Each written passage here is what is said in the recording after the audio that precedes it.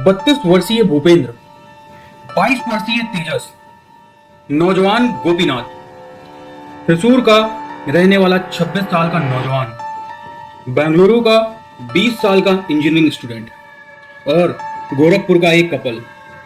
Google पर search करेंगे तो हमें पता चलेगा लोन लेने पर लोगों ने सिर्फ और सिर्फ मौत को गले लगाया। भूपेंद्र के पास ऐसी क्या वजह थी जिसने उसको मजबूर कर दिया। उसने अपने हाथों से अपने बेटे, अपनी छोटी बेटी और अपनी पत्नी को अपने हाथों से जहर दे दिया। कितना मजबूर रहा होगा वो, जिसने कुछ साल पहले ही शादी की थी। अभी उसके बच्चे बहुत ही छोटे छोटे थे। क्या वजह रही होगी? और कुछ नहीं, सिर्फ लोन एक ऐसी वजह थी जिसने उसके पूरे परिवार को निगल लिया। आप छोटे छोटे शहरों से, छोटे छोटे कस्बों से, छोटे छोटे गांवों से निकलकर बड़े बड़े शहरों की तरफ आते हैं। बहुत मेहनत के बाद अपने परिवार को शहर के छोटे छोटे कमरों में रख पाते हैं। फिर शुरू होती है आपके परिवार की खुशियां खरीदने की जद्दोजहद, जिसमें सबसे पहले एंट्री होती है एक राक्षस की, क्रेडिट कार्ड, जिससे आप कई महीने तक अपनी जरूरत का सामान खरीदते हैं। फिर आपकी लोन लेने व भरने की क्षमता का लेखा जोखा यानी कि क्रेडिट स्कोर के बारे में आपको बताया जाता है। आपको नए नए प्रलोभन दिए जाते हैं, जिसमें सबसे पहले आपको ईएमआई पर फोन दिया जाता है। यहां से शुरुआत होती है आपके ट्रैप होने की, क्योंकि अभी तक आप अपनी कमाई से अपने घर का पालन पोषण कर रहे थे। अब कुछ पैसे के लालचियों ने आपकी कमाई में सींध मार ली।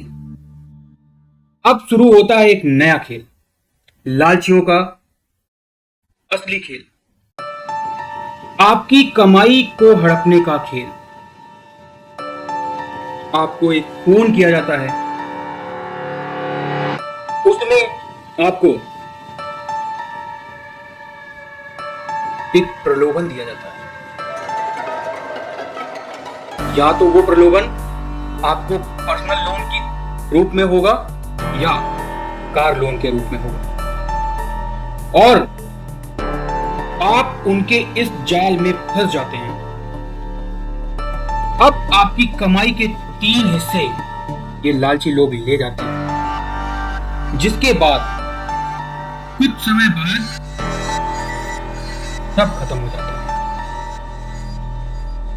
क्योंकि अब आपके खर्चे बढ़ जाते हैं और आप उनकी ईएमआई समय से भर नहीं पाते।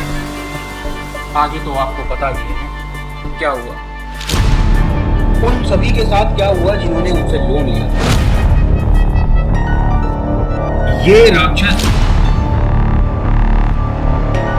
इतना मेंटल टॉर्चर करते हैं, इतना मेंटल टॉर्चर करते हैं कि आप अपनी लोक लज्जा की वजह से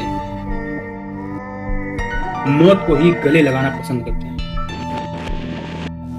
एक सर्वे के मुताबिक भारत में 2022 से 2024 के बीच सबसे अधिक आईफोन खरीदे गए, जिसमें 70% फोन फाइनेंस पर थे। कार 24 के सर्वे के मुताबिक भारत में 70 से 75% लोग गाड़ियां सिर्फ लोन पर ही खरीदते हैं। भारत में प्रतिवर्ष 1.58 करोड़ लोग लोन पर खरीदते हैं।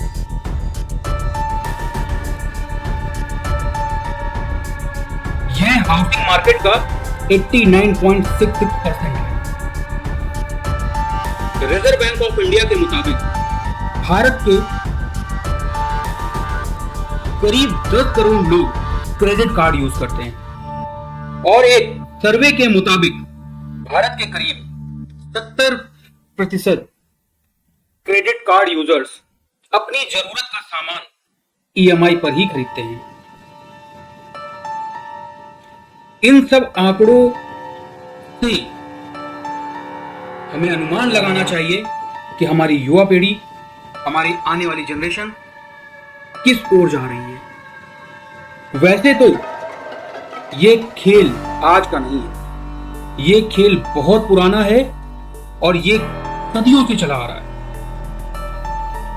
जानते हैं यह जानलेवा खेल कब से शुरू हुआ?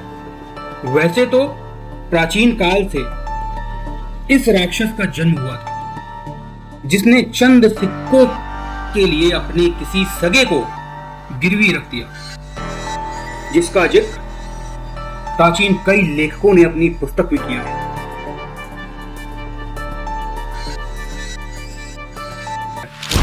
5वीं सदी तक लोन कैश के बदले वस्तु रूप में दिया जाता था, जिसकी ब्याज दरें असीमित थी। भारत के महान अर्थशास्त्री कहे जाने वाले कौटिल्य ने भी बिल ऑफ एक्सचेंज के बारे में बताया है, जो किसी विदेशी व्यापार में व्यापारियों की मदद करता है। अब आता है मुगल का।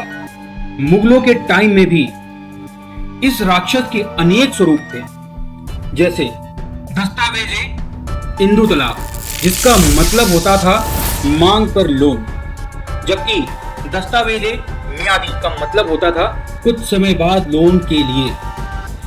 किसानों को अग्रिम लोन दीवान के कार्यालय से लेने की अनुमति थी, जिसे कहते थे अग्रिम ऋण या तकावी।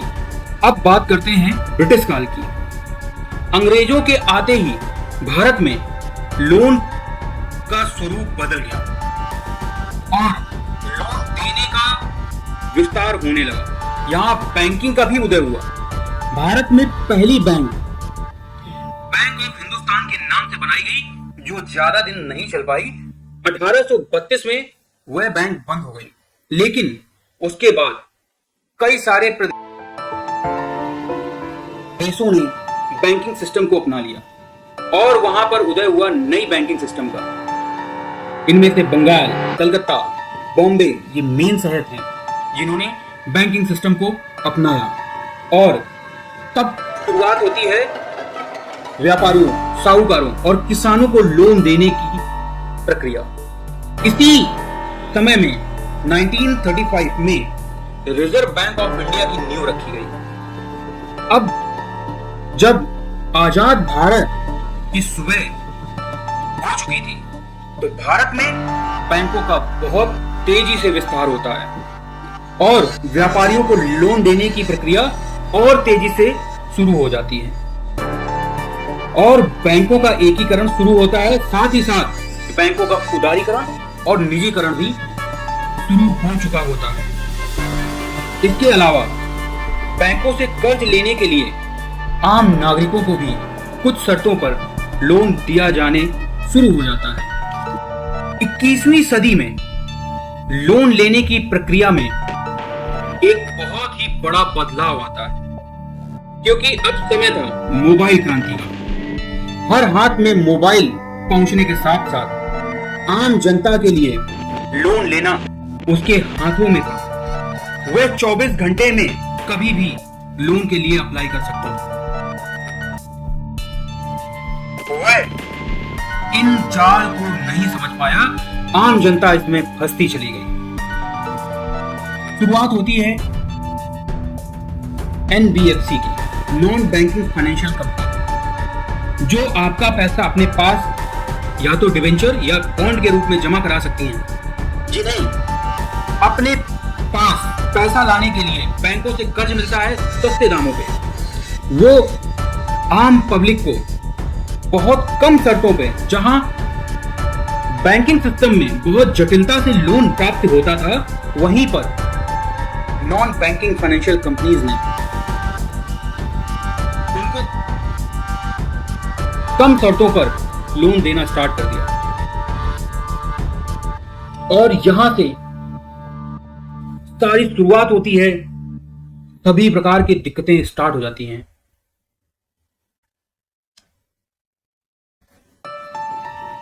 इन सब बातों को, इन सब आंकड़ों को जानने के बाद, सभी आंकड़ों को, सभी तथ्यों को जानने के बाद मुझे ऐसा लगता है कि वर्तमान की सरकारों को एक ठोस कदम उठाना चाहिए। जैसे अन्य देशों में कर्ज वसूली के लिए इतनी तत्परता से, इतनी कड़ाई से कोई कदम नहीं उठाए जाते हैं, लेकिन भारत में ही क्यों इतनी उत्पीड़न किया जाता है, लोगों का जीना दुश्वार कर दिया जाता है। दिन रात सिर्फ और सिर्फ लोग लोन रीपेमेंट के लिए सोचते हैं। क्या उन्हें इस बात से मुक्ति नहीं मिलनी चाहिए? क्या इस बात की आजादी के वो हकदार नहीं है? उनको भी भारत में उसी प्रकार रहने का हक है जैसे वो पहले रहते थे। उन्होंने अपनी आजादी को आपके हाथों बेच नहीं दिया है। समाज के कुछ ठेकेदारों के चक्कर में वो बहुत गलत कदम उठाते हैं। मेरा सभी उन युवाओं से अनुरोध है कि इस जीवन से बढ़कर कुछ नहीं है। आप हिम्मत रखिए, समय जरूर बदलेगा। धन्यवाद।